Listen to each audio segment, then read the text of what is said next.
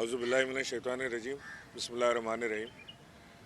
इस वक्त जो इस्लामाबाद में जो हम देख रहे हैं तमाशा पिछले 2-3 दिन से सिंध हाउस में लगा हुआ है, जिसमें ख़रीद व फ़रोख्त और सौदेबाजी वहाँ पर हो रही है और जिसको बड़ा अच्छा पेश किया जा रहा है टीवी पर आके। तमाम जो लीडरान कराम हैं वो टेलीविज़न पर आके इस बात की वजाहत दे रहे हैं कि वो जो काम हो रहा है वो बिल्कुल जायज़ हो रहा है और इसमें कोई कबात नहीं है। हमारे इसी टेलीविज़न के ऊपर पाकिस्तान मुस्लिम लीग नून के एक सरकर्दा लीडर साहब बैठ के फरमाते हैं, हाँ हम हॉर्स ट्रेडिंग कर रहे हैं, तो इसमें कोई हर्ज नहीं है, कोई गलत बात नहीं है। और इस हॉर्स ट्रेडिंग के बयान के ऊपर, इस हॉर्स ट्रेडिंग की सारी चीज़ों के ऊपर हमारी इलेक्शन कमीशन बिल्कुल खामोश बैठी है। उन्हें खाली सिर्फ नज़र आता है कि इमरान खान साहब स्वाद का जलसा क्यों कर रहे हैं, लिहाजा उनको नोटिस दे दिया जाए। लेकिन जहाँ पर हॉर्स ट्रेडिंग हो रही है, MNAs की ख़रीद व फ़रोख्त हो रही है, वहाँ पर खामोशी नज़र आती है।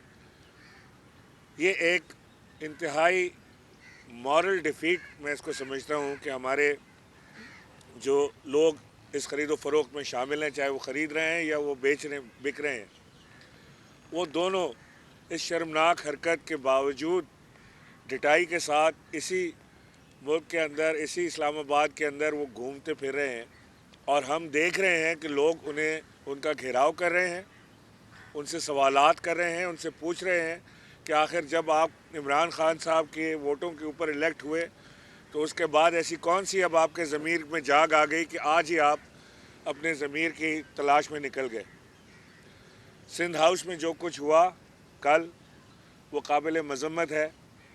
जो हमारे वर्कर्स वहाँ पर गए, उसकी किसी तरह भी उसकी तारीफ़ नहीं की जा सकती। वो एक काबिल मज़म्मत फ़ेल था जिसके ऊपर इमरान खान साहब ने भी सख्ती से नोटिस लिया, जिसके ऊपर हमारे शाह महमूद कुरैशी साहब, असद उमर और दीगर वज़रा ने भी सख्ती से नोटिस लिया और सख्ती से तंबीह की गई अपने वर्कर्स को कि आइंदा किसी ऐसी हरकत में ना जाएं जो ख़िलाफ़ कानून साबित हो। लेकिन वर्कर्स का गम व गुस्सा और वर्कर्स का जो जुनून है, हम ये कोई गारंटी नहीं दे सकते कि हम किस किस को रोकेंगे, इसके ऊपर कहाँ कहाँ तक हम रोक सकेंगे। हमने अपने हर मैसेज में अपने वर्कर्स को ये मैसेज दिया है, पैगाम दिया है कि वो इस तरह की किसी हरकत में मुलव्वस ना हो जिससे मज़ीद मुश्किलात का सामना करना पड़े। मैं जो इस वक्त पाकिस्तान तहरीक इंसाफ का स्टैंस है, उन्होंने एक मौका अपने उन तमाम MNAs को जो मुनहरफ होकर ज़मीर की आवाज़ पर, एक तो ये ज़मीर ही नहीं मुझे पता आज तक कि ये किधर से आता है और किधर चला जाता है। ये सारे टाइम सोता रहता है, ये उसी टाइम जागता है जब वोट ऑफ नो कॉन्फिडेंस या वोट ऑफ कॉन्फिडेंस की बारी आती है। उसी वक्त सारे ज़मीर जाग जाते हैं, उसके बाद वो ज़मीर कहीं चला जाता है वापस। बहरहाल उनको हमने एक मौका दिया कि अब 7 दिन के अंदर वो अगर फ़ैसला करते हैं वापस अपनी जमात में आने का और अपने ज़मीर के साथ, जो असल ज़मीर जहाँ पर होता है उसके साथ बैठकर वो बात करने को तैयार हैं, तो हम भी उनसे बात करने के लिए तैयार हैं।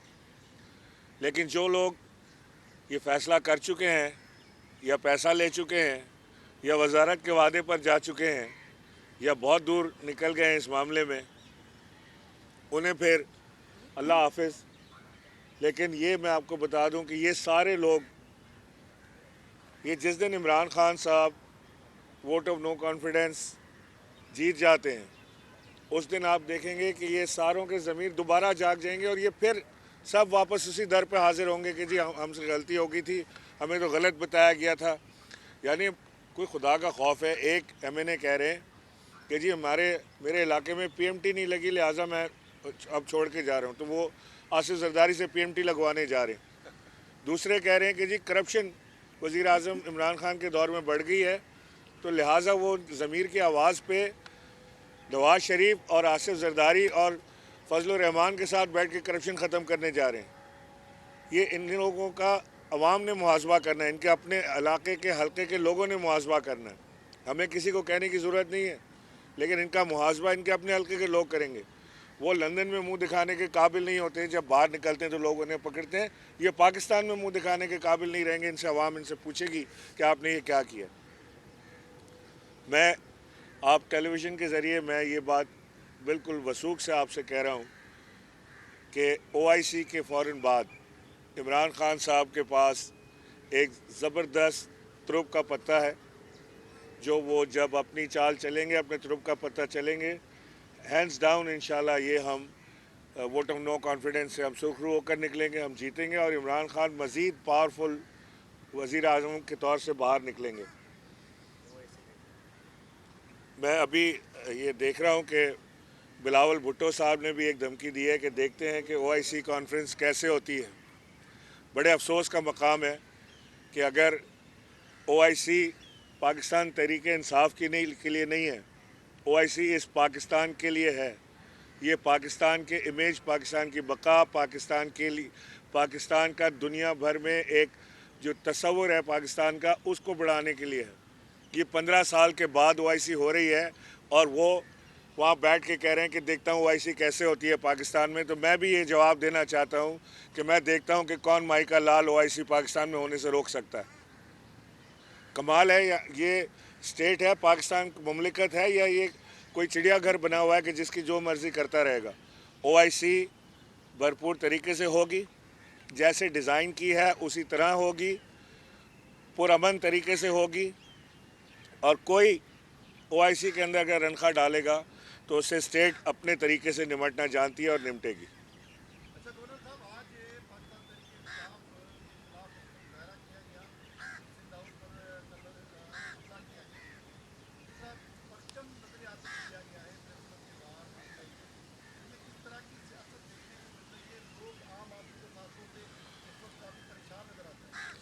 देखिए, मैंने आपसे पहले कहा कि मैं मजम्मत करता हूँ कि कल जो हमारे वर्कर्स सिंध हाउस पे घुसने की कोशिश की, जो वहाँ पे घुसे गम गुस्से में, मैं उसकी भरपूर मजम्मत करता हूँ। मैं चाहता हूँ कि ये जो इस वक्त यहाँ पे हवा दे रहे हैं, टेंशन हो रही है, यहाँ अगली सामने ये प्रेस क्लब है, उसके सामने रोज़ इतलात आती हैं कि वहाँ पे लोगों को जमा करके PTI का परचम नजर आतिश किया जा रहा है, या इस तरह की और चीज़ें कर रहे हैं जिससे इश्तियाल अंगेज़ी में इजाफ़ा होगा। तो ये सिंध हुकूमत का काम है कि वो इन सारी कार्रवाइयों को रोके, और जो बयानबाजी सिंध हुकूमत के ज़िम्मेदारान कर रहे हैं अपने वर्कर्स को इश्तियाल दिलाने के लिए, उसका भी नोटिस ले, और उसका नोटिस ले के वो भी इलेक्शन कमीशन को चाहिए कि वो नोटिस लें और उसको देखें। शैला रज़ा का भी एक बयान मेरे पास आया था, ऑडियो उनकी आई थी, और वो अपने वर्कर्स को कह रही थी कि तैयार हैं, किसी वक्त भी कुछ ऑर्डर आ सकता है आपको।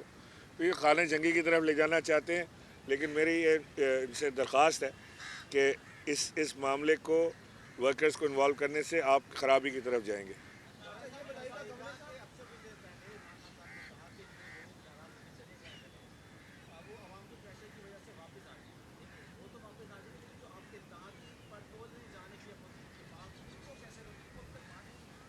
देखिए, इत्तेहादी भी इसी तरह देख रहे हैं बैठ के चीज़ों को, कि वो ऑब्ज़र्व कर रहे हैं कि पाकिस्तान तहरीक इंसाफ के पास अपना नंबर पूरा हो रहा है कि नहीं हो रहा।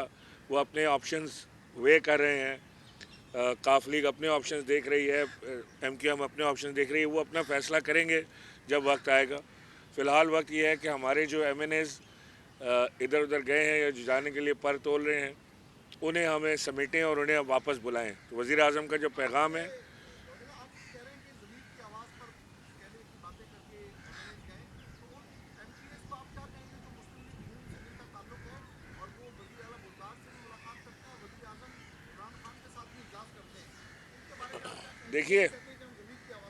देखिए मुलाकात के लिए किसी को मना नहीं, किसी से जो मुलाकात हो रही हो, लेकिन जहाँ ये जो 3 चीज़ें हैं, finance bill, vote of no confidence, इनके ऊपर डिस्क्वालिफिकेशन बनती है।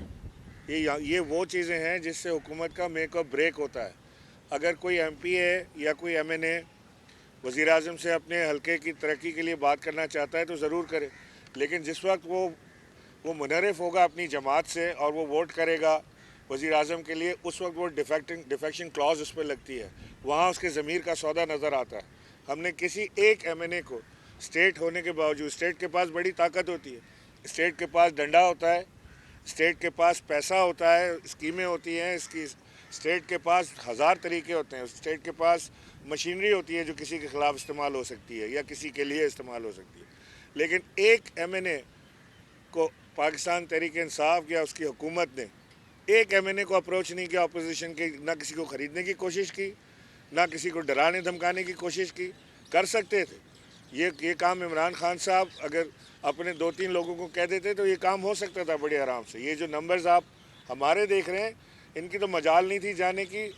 मैं कह रहा हूँ कि वो उधर से भी ले आते इतने बंदे वहाँ से उठा के। स्टेट बहुत बहुत ताकतवर चीज़ होती है, लेकिन इमरान खान साहब नहीं इस्तेमाल करना चाहते नाजायज़ चीज़ों के लिए। आप जानते हैं खान साहब को।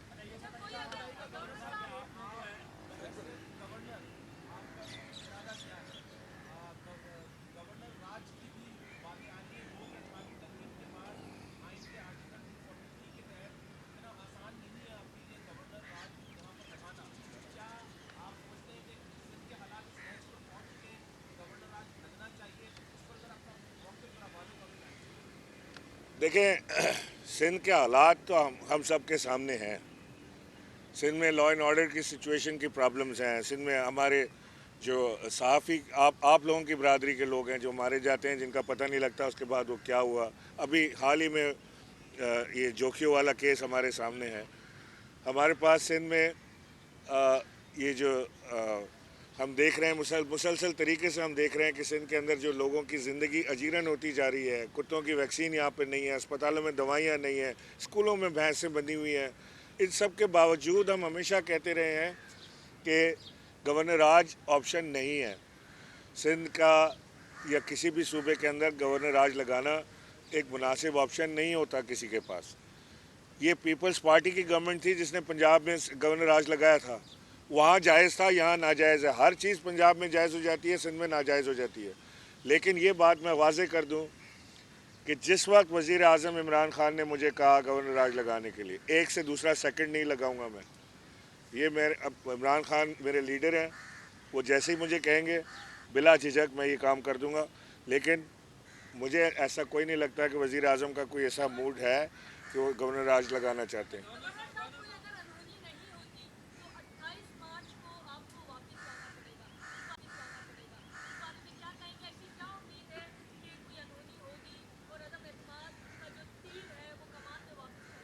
अट्ठाईस मार्च को वापस आना पड़ेगा मतलब? अगर आतंकवाद 28 मार्च को होता है तो हाँ, 28 मार्च को होता है तो हम कामयाब हो जाएंगे, 27 को होगा तो भी कामयाब हो जाएंगे हम। मैं बड़ा पुरज़म हूँ कि ये इंशाअल्लाह आप देखेंगे कि ये जो लोग इधर उधर जा रहे हैं फ़िलहाल अपने ऑप्शंस वे कर रहे हैं, इन सारों ने वापस अपने अपने घोंसलों में आना है और उसके बाद पाकिस्तान तहरीक इंसाफ की हुकूमत अपने पूरे नंबर्स के साथ इंशाल्लाह इसको पास करेगी। नंबर्स तो एक्चुअली अपोजिशन ने पूरे करने 172, वो उसको पूरे नहीं कर सकेंगे।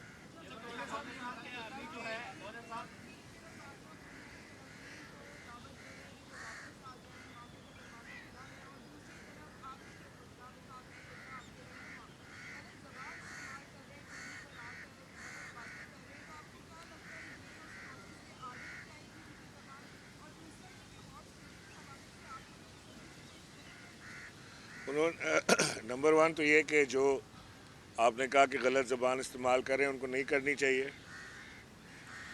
लेकिन इस वक्त टेम्परेचर्स इतने हाई हैं और गुस्सा इतना है कि मुझे भी इस वक्त आपसे बात करते हुए जब उनका जिक्र करता हूँ तो अपनी ज़बान संभालनी पड़ रही है मुझे। ज़ाहिर है कि जो लोग कल तक, यानी रमेश कुमार बैठा कह रहा है कि जी मुझे आप वजारत दे दें, वज़ीर आज़म से बात करें, मुझे वजारत दे दें, मैं आपके साथ हूँ। बस इतना ही था कि उसको वजारत का नहीं दिया तो वो वहाँ से उठ के चला गया। वो वज़ीर आज़म से इस्तीफ़ा मांग रहा है। अब दिल तो करता है कि पूछें कि तेरी औकात क्या है, कि तुम हो कौन, रिज़र्व सीट पे तुम आए हो, मिन्नतें समाजतें तुमने की, पैर तुमने पकड़े इस सीट पे आने के लिए, इस नंबर पे, नंबर 3 पे अपना नाम डलवाने के लिए क्या क्या नहीं किया इसने।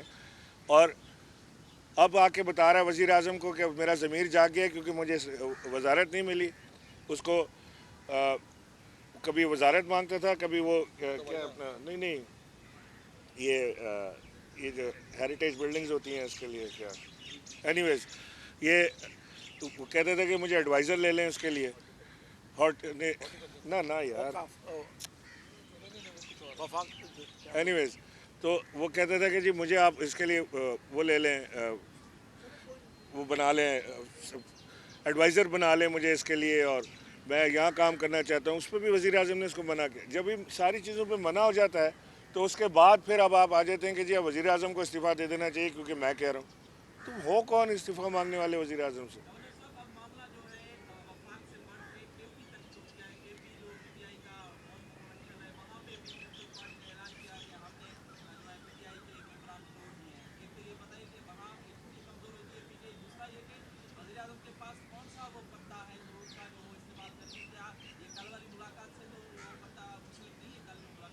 वज़ीर आज़म का पास जो तुरुप का पत्ता है वो वज़ीर आज़म ने अपने सीने से लगा के रखा हुआ है, वो उन्होंने किसी को दिखाया नहीं है और वो जब दिखाएंगे तो इंशाल्लाह दुनिया देखेगी। दूसरा ये कि केपी में एक नूर आलम के अलावा और कोई भी नहीं है। नूर आलम अपनी मर्ज़ी का मालिक है, वो कभी क्या करता है कभी क्या करता है। मैं आज भी देख रहा था, एक कोई वीडियो आई हुई थी, नूर आलम को भी लोग चैलेंज कर रहे हैं। ये इतना आसान नहीं है लोगों का इस तरह से निकल के कहीं चले जाना या किसी चीज़ के लिए। इन लोगों को दोबारा अपनी चीज़ों पे सोचना पड़ेगा।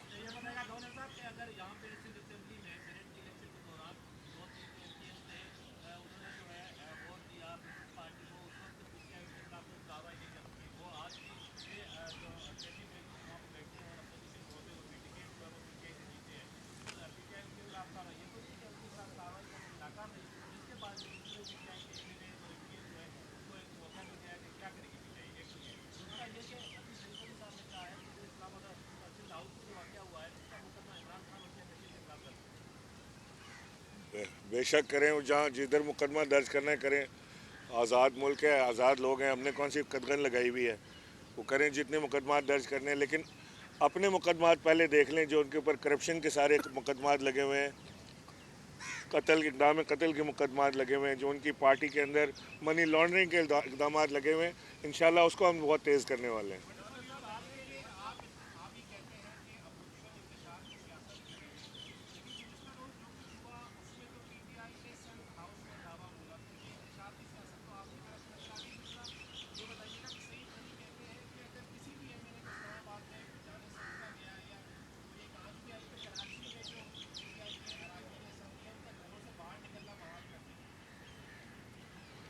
देखें, जो कुछ सिंध हाउस में हो रहा था वो वर्कर्स को इश्तिहार दिलाने के लिए काफ़ी था।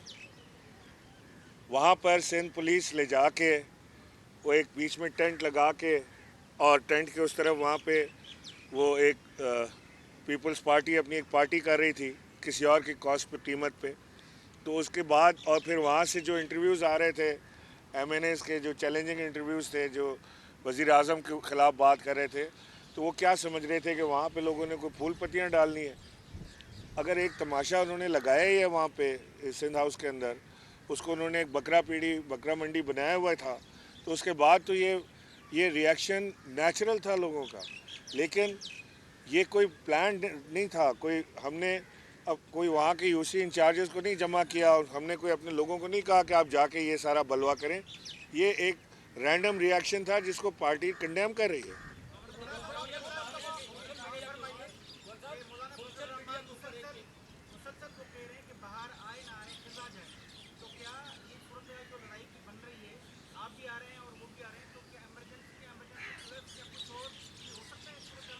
आप क्या कह रहे हैं तलक?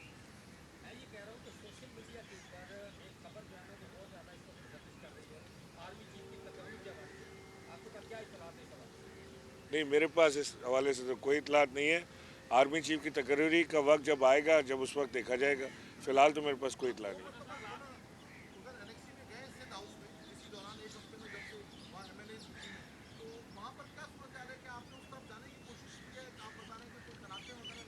नहीं नहीं, मैंने न उस तरफ जाने की कोशिश की। वो अगर हम आप लोगों में से जो गए हैं उन्होंने देखा होगा, जब गेट के अंदर जाते हैं राइट साइड पे गवर्नर हाउस है, लेफ़्ट पे चीफ मिनिस्टर हाउस है और सामने एमएनएस हॉस्टल है। तो जो ये पार्लियामेंट लॉजेस हैं जो इन्होंने वो बनाए हुए हैं एमपीए के लिए, वहाँ पे इन्होंने कनात लगा के ऐसे बंद कर दिया है। तो वो आप देख नहीं सकते कि चोली के पीछे क्या है, वो नज़र नहीं आता।